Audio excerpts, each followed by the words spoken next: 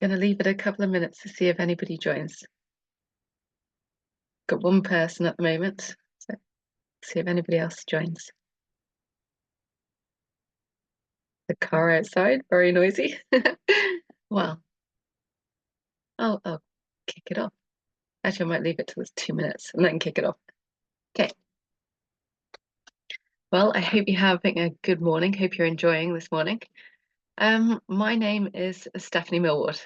I decided that I wanted to do this kind of week to try and teach people how to use their mind, how to use their mind for the better, to be able to realize the world. You can do anything if you just believe it. Why? Because that's what we've been given. Like you might believe in God, you might believe in the universe. I don't know what you would call it, but there's a higher being around, and whomever that may be, God, your creator, he tells us one thing. He says that we are here on this planet to create, to make a difference, to do something, to, use the world, use this earth, and be the person that you want to be. Create everything that you want to create. You are amazing. You are incredible. So that is what we're here for. We're here to create. Why am I doing this week? Why am I trying to motivate people? Why am I trying to teach people new lessons that maybe they didn't know or that maybe they didn't listen to or haven't been taught? I went to a school when I was, well, one of these times. I go to a lot of schools, but I went to a primary school and I asked the question, please put your hand up if you have a dream. Nobody put their hand up. I was like, what? What? Everybody's got a dream. Everybody should have a dream. When I was a child, I read all of those fairy stories. I read everything. I read all the Roald Dahl books. I read everything and learned how to dream. I knew I wanted to do this. I knew I wanted to do that. I wanted to be the best I could be, and I wanted to do that. And it was just a shock when people didn't actually have a dream. I was like, oh, okay. So I changed where I thought about it, and I said, okay, let me tell you about my dream. My dream is incredible. My dream started when I was 8 years old, because I was born in a country called, well, Saudi Arabia, Jeddah, Saudi Arabia, and I loved it. It was roasting hot. It was beautiful. It was fantastic. I loved it. But then I kept on like learning how to swim. I almost drowned when I was a baby, and so I had a bit of fear of water, but came back and I learned how to swim. And I learned how to swim at the age of 4, and I've got medals from before I was 5 years old. It's all good. So I was quite good. I kept on training because it was a way of cooling down. At the age of 8, I went to the Junior Olympics in Riyadh, the capital of Saudi Arabia, and I won a gold medal. And that was my dream. I wanted a proper, real Olympic gold medal when I grow up, a real proper one. It's like, wow, I can do this. I can definitely do this. And I just, every time I thought about my dream, I thought, yeah, I can definitely do this. Olympic gold medals, easy. I can do that. So we moved back to the UK because basically because of the Gulf War. It was a bit unsafe in Jeddah at that time. And I moved to a place called Box, which is close to Corsham. And it was so fantastic because it's a beautiful, beautiful place, beautiful venue, beautiful everything. And I was so happy to be here. And I swim, or I swam at in Corsham, which is very close. And there's a pool in Corsham, which has now been called Stephanie Millward MBE Swimming Pool, which is so exciting. But I used to train there before and after school. And I used to love school, used to love everything. My life was perfect. My life was wonderful. So at the age of 15, I swam for Great Britain for the first time. And at age of 16, I had a senior British record. I went to all sorts of world championship events, all sorts of different events that I really loved. They were fantastic. And then and I thought I was on my way to Sydney Olympics. Everything was going to be wonderful. Year 2000, I'll get my gold medals. I'll get my dreams. Everything will be perfect. My life just seemed to be excellent. Everything was going wonderful. And then I went blind. I went blind in both eyes. I went blind. The next morning, I woke up paralyzed. I was like, what on earth is going on? What's going on? This isn't meant to happen. I'm not meant to go blind. I'm not meant to be paralyzed. I was eventually diagnosed with the incurable disease, multiple sclerosis. MS hasn't got a cure at the moment, but I always think if I've given myself MS, if I've got MS, there must be a cure. I must have got it somehow, so therefore there must be a cure. We just haven't found it yet. So therefore, hopefully people will keep looking. But the thing is, well, it took a number of years. I was about 8, 9 years of not being very happy, not being very well. And I had to relearn how to stand, relearn how to walk, relearn how to move, relearn how to do everything, which was a really, really hard time for me. But one day my mum said, would you like me to come to the pool? I'll help you walk to the pool, I'll help you get in. And I said, yes, please. So she helped me get into the pool. And I didn't swim very many lengths. I probably swam, what, 40 lengths or something, 1,000 meters. But then I climbed out and I was struggling with walking, struggling with everything. And my mum said something very important to me. She said, I can't come and watch you swim again because it's so hard to see you now in comparison to what you were like before. So I therefore can't come and support you again. But I realized then that if you want to do anything, you have to do it for yourself. You have to believe in yourself and you have to be the person driving that move. You have to be the person pushing yourself to get up, pushing yourself to walk, pushing yourself to go that extra step every single day. You are the driver. You are important. You are amazing.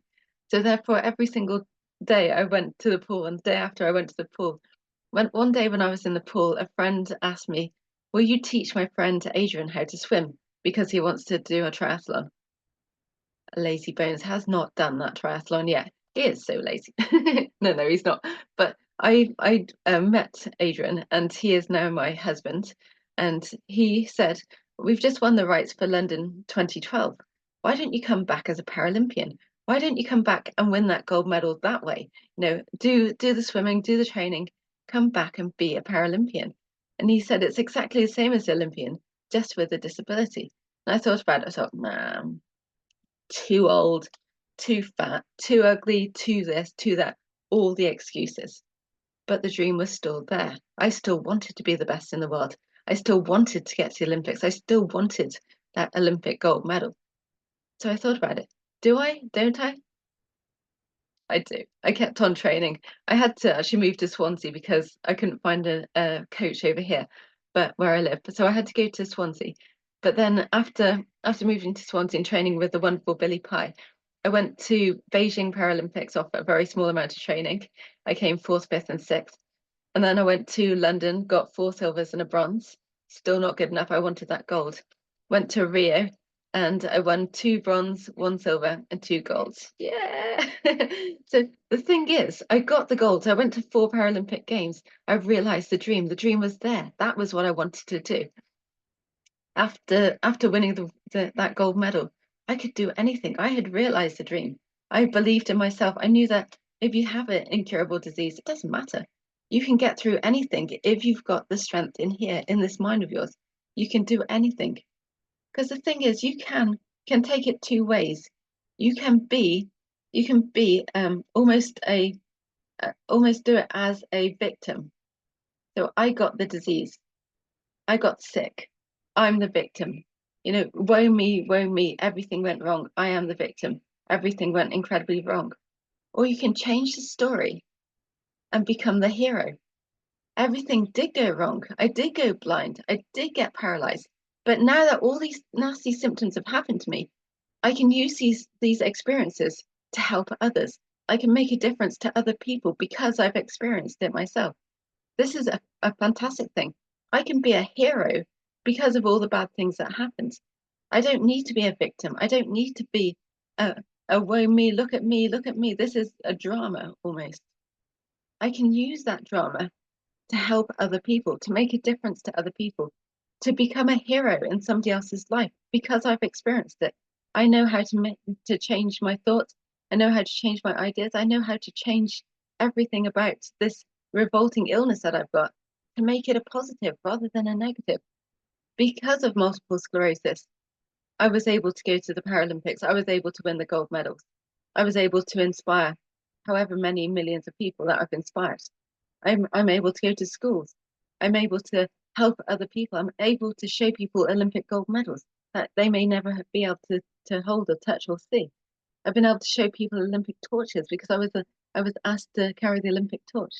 Different opportunities have been given to me because of the disability or because of the block or because of the thing that stood in my way. You have to look at everything not as a negative but as a positive. So every step back will then equal to 2 steps forward if you believe it, if you know that you can do anything. I kept on believing, and although sometimes it wasn't easy because I couldn't walk, I couldn't see, I had to be dragged out the pool by two men. But other than that, I still won that Olympic gold medal. The gold medal was always within reach because it was already won in here. The power of the mind is so, so, so important. So important. We basically have got two minds, or we've got our conscious mind, which is what everybody thinks. That's where everybody lives. That's where everybody kind of spends most of their life, in their conscious mind. But we've also got the subconscious. When we're born and up until about the age of 7, we are just a basic open subconscious. Every single thing that we hear, that we see, that we do, every single thing comes straight into that subconscious. So if somebody says something to you, it will go in there, it will be remembered. It's a massive giant sponge, and it will remember absolutely everything. Everything that you eat as a child, everything that you drink, everything that you hear, everything that you do, everything, every exciting moment, everything up until about the age of 7 will go into that subconscious and stay there forever and ever and ever and ever. We won't remember all of it because our body's got a bit of a filter. And so we just have to put it into different places so that we don't get overflowed with all of these thoughts and all of these ideas. But yeah, up until the age of 7, everything that happens, every experience, every thought, every idea, every sight, every smell, everything goes into that subconscious, and you remember everything. If you get often if you get hit or something, or if somebody says something nasty before the age of 7, it will stay in that mind, and it will keep on revisiting yourself. It will be a blockage a bit later on in time. So often when I speak to people now, and they're an adult, it was something that was said to them when they were 6 or when they were 5 years old, or something that happened when they were very young, that affects how they do something now. So you have to go back in time to think about what actually happened, what kind of things did kind of block their path when they were young, what kind of things got in their way, what kind of things made them feel bad, and then almost sort out that, control that, rearrange or re-sort out that mind, like change how you think about that. And then it will make such an effect later on, because that blockage when you were 4 or 5 years old, that has been living again and again and again and again and again all the way through your life. And you need to go back to that little episode when you were 4 and change it to make your life better now. It's amazing. It's amazing how much something that somebody has said has, what kind of reaction somebody has said, what kind of reaction that will make to everybody else. It's amazing. It's incredible. It's incredible. Okay, so I decided to do this little week just to try and help people think more openly about different things, to make a difference to different people. Today was talking about the power of the dreams. Like, I think that everybody should have a dream. If you look around, what are you sat on? You're sat on a seat. What are you looking at? Computer screen. What are you reading? A book. What are you holding? A pen. What have you got here? Pad of paper. Each of these things was somebody's idea, somebody's dream, somebody's thought. This glass of water, the glass, was somebody's idea at some point, and then it was created into the glass so that I can drink from it. The thing is, everybody has to almost do things twice. First time is an idea, a thought. Second time is creating it. So the first time for that glass of water was the thought about, I need something to put my water in. The second one was to create that glass of water. For me, the thought or the idea, the dream, was the gold medal. And then I had to put the actions in. I had to do all of those millions of miles swimming and all of that weight training, all of that gym work, all of that mindset work, all that nutrition. I had to do all of that work to then be able to win this. Everything has two kind of reactions. You have to have the idea, you have to have the hope, you have to have the dream, and then make it come to life. You have to bring it to life. Have to, like this gold, we'll go back to the glass of water. This was somebody's idea originally. How do they want it to look? How do they want it to be easy to drink from, easy to hold? Like, no, not too heavy. They've made it, they made it, or they brought it to life so that I can now have a glass of water. It's amazing. So everything. You look outside, you've got the cars. Cars were somebody's idea, and then they created it. Airplanes, somebody's idea, and then they created it. Windows, desks, everything was somebody's idea. So therefore, everybody needs to have an idea of what they want, where they want to go, and why. Because if, like, basically, sat navs, ingenious, incredible things. I can't go anywhere without a sat nav. It's horrendous. My sense of direction is really very poor.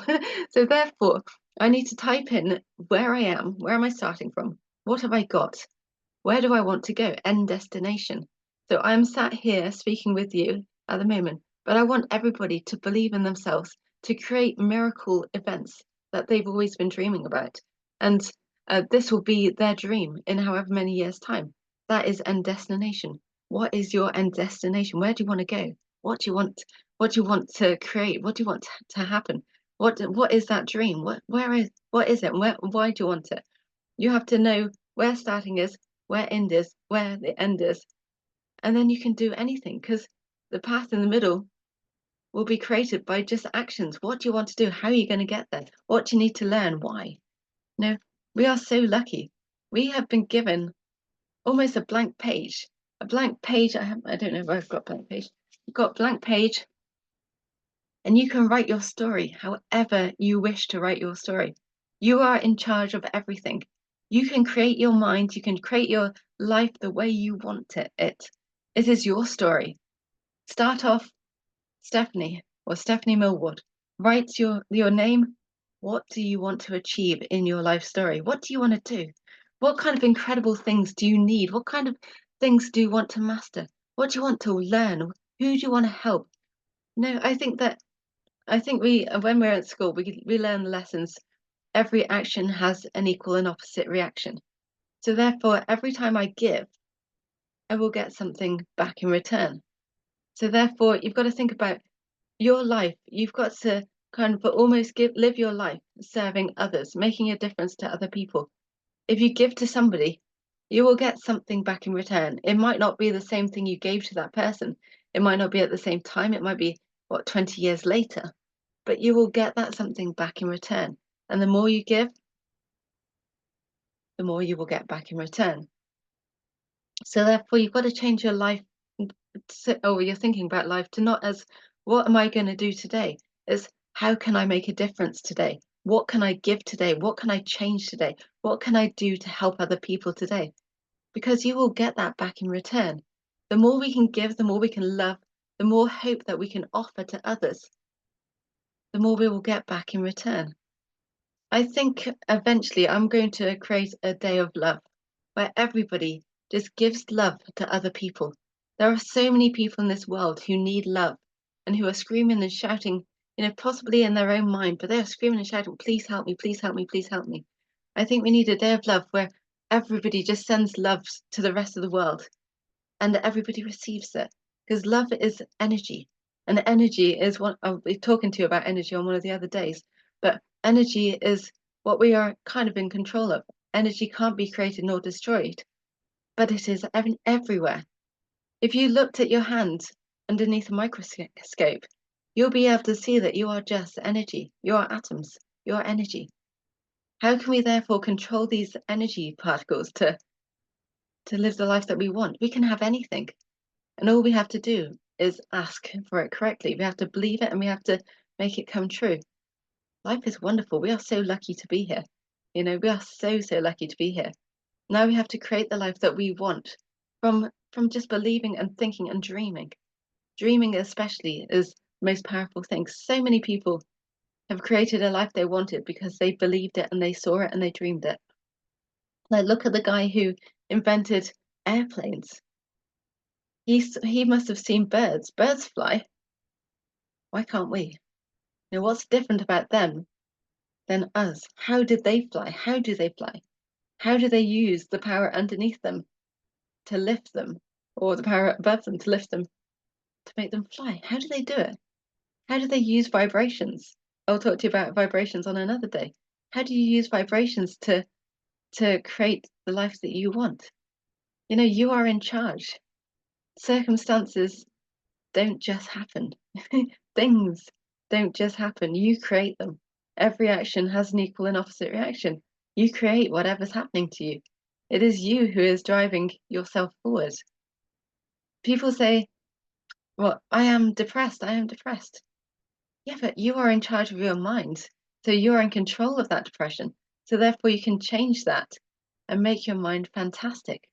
Just look at it differently. You are in charge of everything. Remember, I asked the question, are you a victim or are you the hero? Change your life story so that you are the hero. You are no longer the victim. Because we don't need the drama. We don't need the victim. We need the heroes. We want everybody to shine and to spread love and to spread happiness everywhere. We are so lucky to be here. We just need to create those lives that we want. We can do what we want, spread love, spread happiness, spread joy. If I said you were in charge of the illnesses that you have, would you believe me? I'll tell you about this probably tomorrow, all about illnesses and creating and therefore releasing or getting rid of illnesses. How do you do it? How on earth do you do it? If I said you were in charge of all of everything that happens to you, would you believe me? You are. You've got everything. You're in charge. These hands will create the world if you'll let it, if you will believe it. Okay. What is my mission in life? My mission in life is to help others bounce back from any problems, from any difficult times, from any issues that have happened to them. I got MS, not so that I can, I can tell the story, so I can go to schools. I got MS so that I can learn, so I can learn from that illness. I can learn everything about the illness. I think I know what causes MS. I think I know how to cure MS, or I know how to cure my MS. I think there are two types of MS, one based in the liver, one based in the kidney. I'm not going to try and make somebody believe it. I'm not going to. It's not my problem. That's not the desire that I need. What I need to make people do is believe in themselves, believe in the power of their mind, believe in the power of their heart. On one of these days, I'm going to ask you to stop thinking in here, in the mind. Stop thinking in the head. I want you to start thinking and to start believing from your heart. Move from your head to your heart. At the moment, like we were lucky, we were given five senses. We were given the sense of smell, we were given sense of taste, we were given sight, we were given hearing, we were given touch. We're very, very, very lucky. But we're also given things that we don't always pay attention. And one of these days, I will tell you all about these other things like intuition. Do you sometimes know something without knowing it? Do you sometimes sense something? Do you feel something? Do you feel when people are watching you? Do you think about somebody and then they phone you? Why does that happen? Why does that happen? We know about these five senses that are based in the mind. We know about these. We can see these. We can touch these. They are obvious to us. What about those ones that we can't see, that we can't touch, that we can't do anything with, that we have got no reason for it? One of these days, I will tell you all about these senses that you were given, these gifts, but that we just don't do anything with because basically we don't get taught about those. We don't see those. We don't, we haven't got a book saying, how do I control my intuition? How do I use my intuition? How do I reach the sixth sense? What is the power of the sixth sense? You know, why don't we know about this? It's incredible. We are so lucky to be here. And I hope you enjoyed this first day. I hope you enjoyed everything that I said, and I hope you come to each of the other four sessions, and I hope you learn something from it. And I hope it gives you the desire to want to reach further, reach higher, reach something that you possibly didn't think about, or that you put on the back bench. So, oh no, I can't do that because I've got to go to work. I've got to do this. I've got to cook dinner for the kids. I've got to do that, that, and that. This world is all about you. You are the most important person. What would you like to do? What is your dream? What would you like to do? You know, what would you like to do? What is your dream? So this week it's all about you. How can we change your life to make your dreams come true? Never, ever, ever, ever, ever stop believing in yourself. Never, ever, ever give up. You can do anything if you just believe it. I'm going to read a little sentence. It was from somebody called Eleanor Roosevelt who said this. It's incredible words. The future belongs to those who believe in the beauty of their dreams. I'll repeat that. The future belongs to those who believe in the beauty of their dreams. So you've got to believe in your dreams. You've got to believe in yourself. You are amazing. You are incredible. You are fantastic. Good luck for a fantastic, fantastic day. Believe in yourself always, and I hope that all your dreams come true or make them come true. Speak to you tomorrow.